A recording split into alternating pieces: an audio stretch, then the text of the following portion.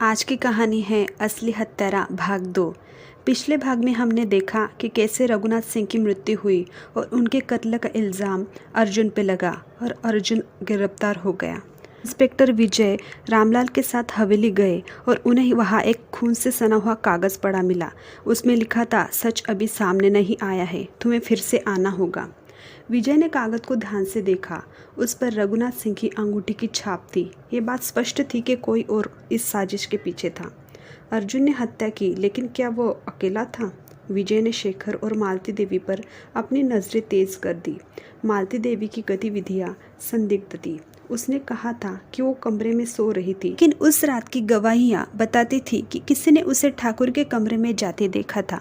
वहीं शेखर के दोस्तों ने दावा किया कि वो पूरी रात उनके साथ नहीं था, वो कुछ समय के लिए वहां से गायब हो गया था। जांच के बीच हवेली की एक और हत्या हो गई। इस बार निशाना बना अर्जुन। उसे जेल में मृत पाया गया। उसका गला उसी तरह कटा हुआ था जैसे ठाकुर रघुनाथ का। इस घटना से विजय का शक और गहराने लगा। अब सवाल ये था कि अगर अर्जुन हत्यारा था तो उसे मारने वाला कौन था? विजय ने हवेली के पुराने दस्तावेज खंगालने शुरू किए। उन्हें एक चौंकाने वाला सच पता चला।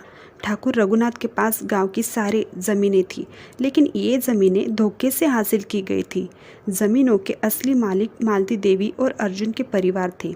मालती देवी ने रघुनाथ से शादी की थी, लेकिन अंदर ही अंदर वो उससे नफरत करती थी।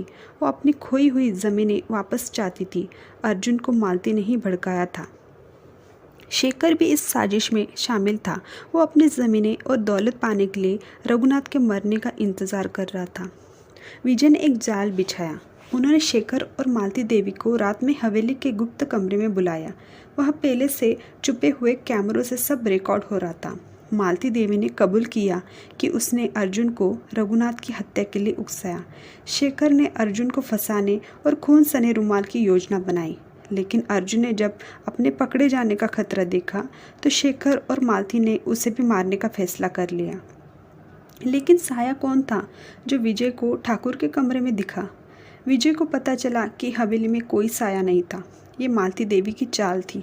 वो साये का डर फैलाकर पुलिस को गुमराह करना चाहती थी, लेकिन मालती के गुनाह के सबूत मिलने के बाद वो अपने ही जाल में फंस गई।